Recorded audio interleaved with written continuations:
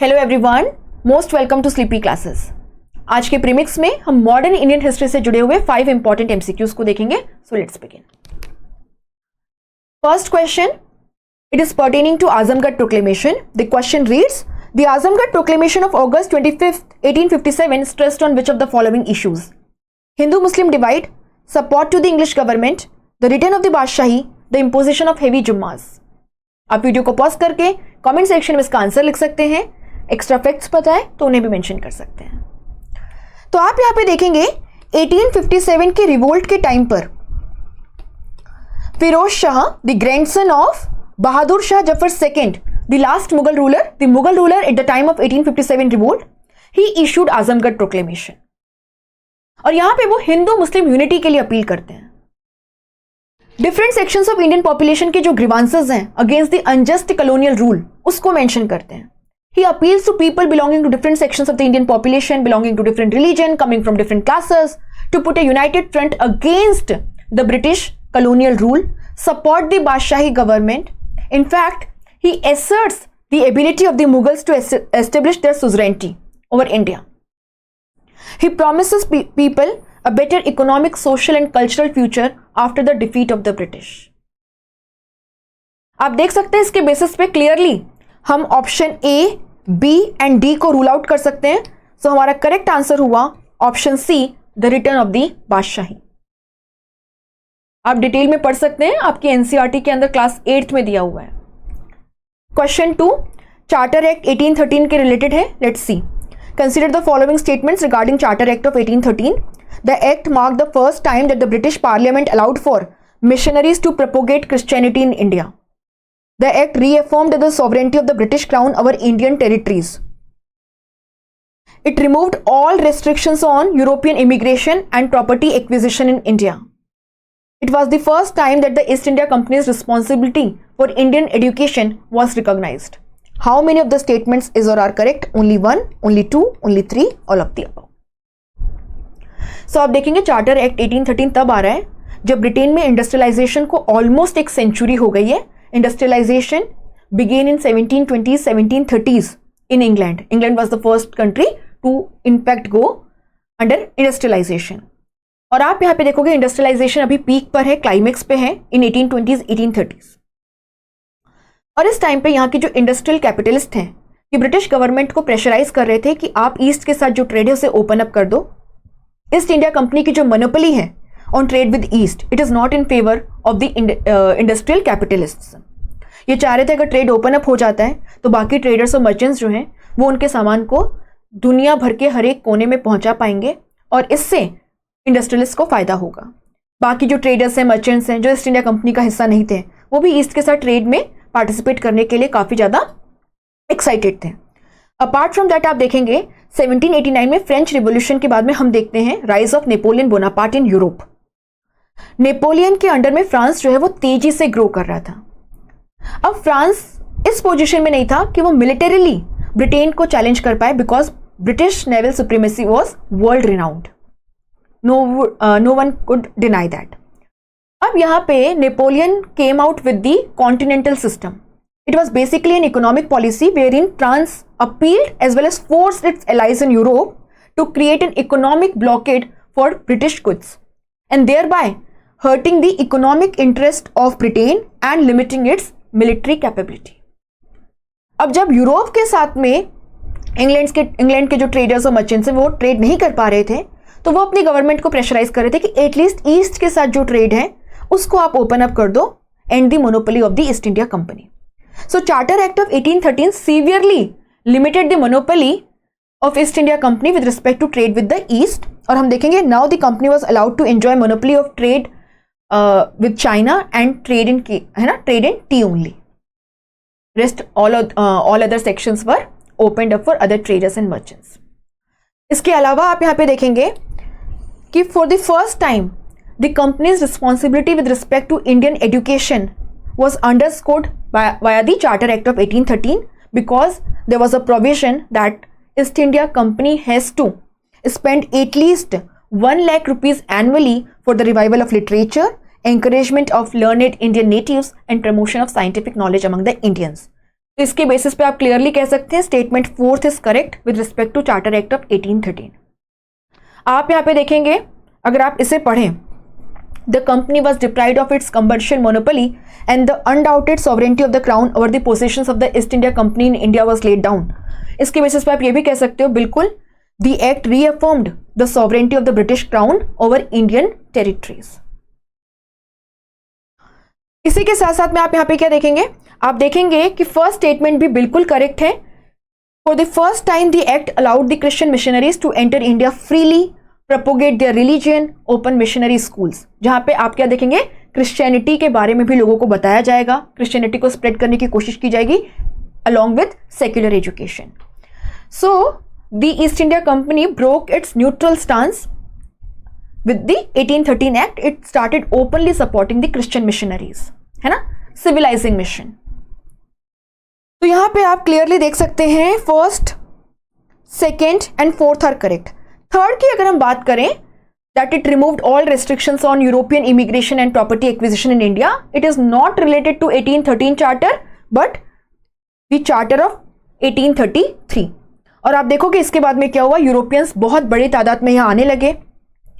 A new plantation system was established which supported commercialization of agriculture, leading to scarcity of the land available for growing food crops, and it led to inflation in the food sector, starvation, and was one of the reasons behind famine in case of British India। तो आप यहां देख सकते हैं statement 3 is related to 1833 charter, इसीलिए with respect to 1813 charter only 3 statements, the 1, 2 and 4th are correct. C is the answer. Question 3, consider the following statements about Cunningham Circular. It encouraged educational institutions to promote British loyalty among the students. It was introduced in Bengal during the Swadeshi movement. Which of the statements is or are correct? Only 1, only 2, both 1 and 2, neither 1 nor 2. So basically Cunningham Circular is related to the civil disobedience movement. आप देखेंगे जब 1930 अप्रैल में civil disobedience movement देश के अलग अलग कोने के अंदर जोर पकड़ रहा था, लोग बड़ी तादाद में इसमें हिस्सा ले रहे थे। The impact was felt even in case of Assam, और यहाँ पे स्टूडेंट्स बढ़ चढ़ करके इसके अंदर पार्टिसिपेट कर रहे थे।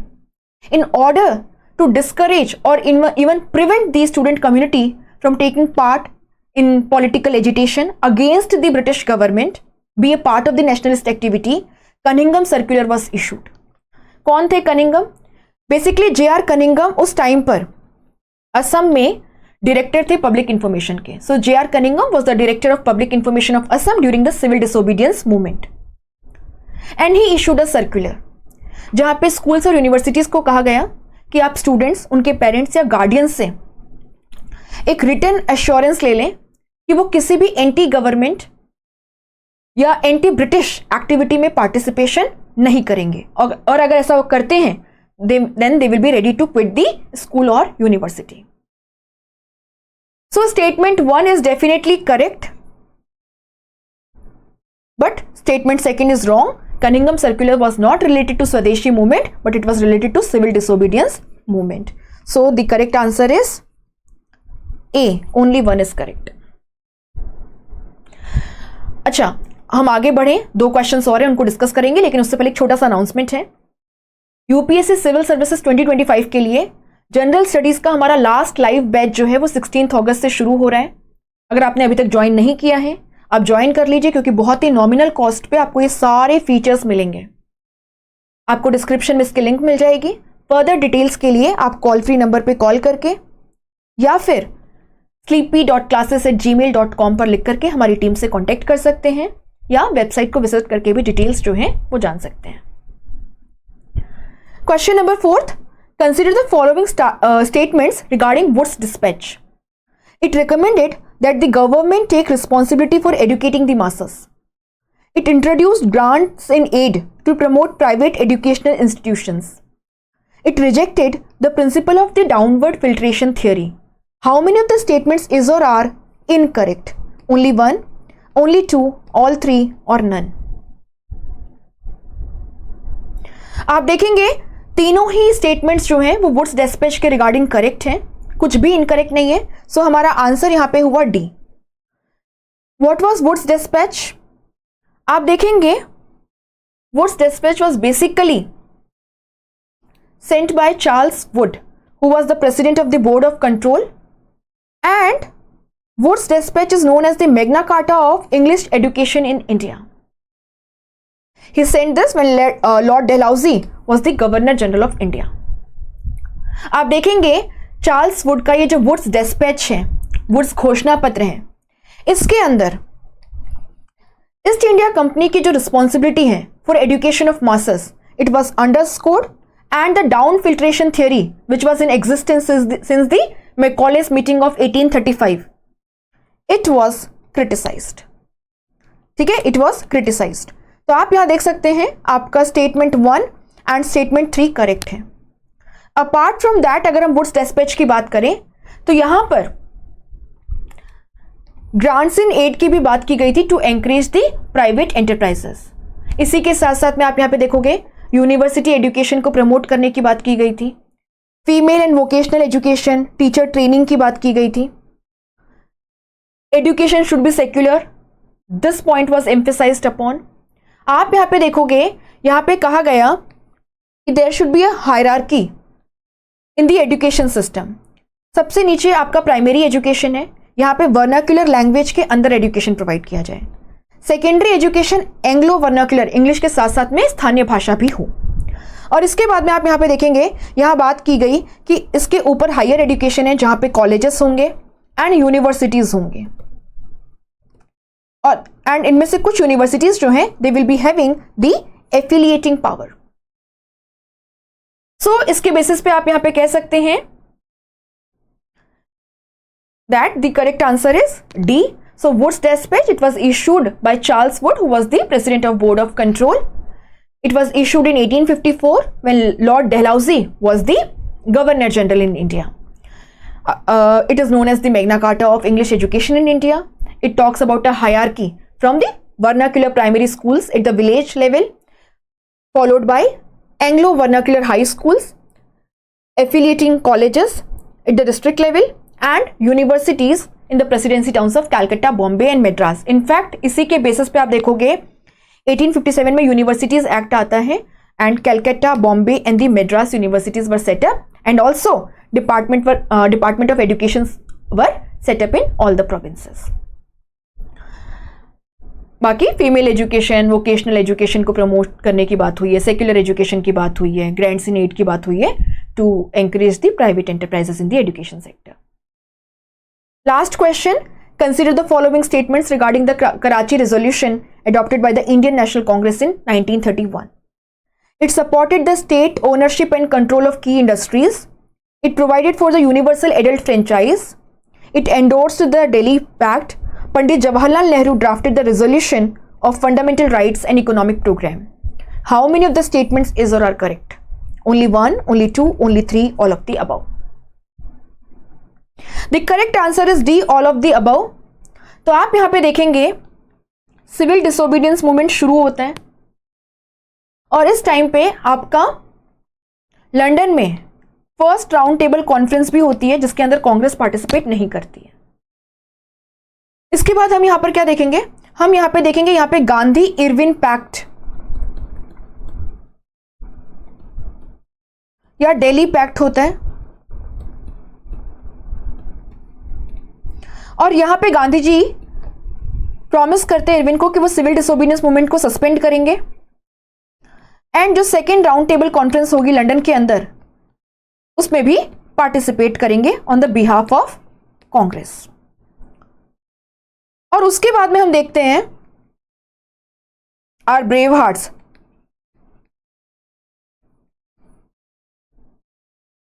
दे वर हैंग ऑन 23 मार्च 1931। और इसके बाद आप देखेंगे 29 मार्च 1931 को कराची के अंदर एक सेशन होता है कांग्रेस का जिसको सरदार वल्लभ भाई पटेल प्रिसाइड कर रहे थे। आप देखेंगे इस सेशन के अंदर Gandhi Irwin pact was endorsed and commitment of the Congress to Purna Swaraj was also re-emphasized. Apart from that, यहाँ पे fundamental rights and economic program के रिगार्डिंग 2 रेजोल्यूशंस को अडॉप्ट किया गया। आप देखेंगे ये रेजोल्यूशंस जो है ये पंडित जवाहरलाल नेहरू ने ड्राफ्ट किया था। सो आप देख सकते हैं स्टेटमेंट 3 और 4 करेक्ट है। अगर हम यहाँ पर बात करें तो आप देखेंगे कि resolution on fundamental rights, it talks about universal adult franchise and it also talks about freedom of speech and press, freedom to form associations, right to assemble, equal legal rights irrespective of caste, creed and sex, neutrality of the state in religious matters, that is secular state, free and compulsory primary education, protection to culture, language, script of minorities and linguistic groups। आप देख सकते हैं इसमें से काफ़ी सारे provisions जो हैं वो हमारे directive principles of state policy and fundamental rights, so part 3rd and part 4th of the constitution में इंक्लूड किए गए हैं।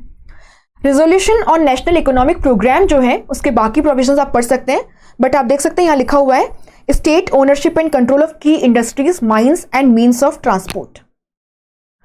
सो on the basis of this we can say that all these 4 statements are related to the Karachi session of Indian National Congress and the resolutions adopted therein in 1931. So this is all from my side. Thank you so much and good night.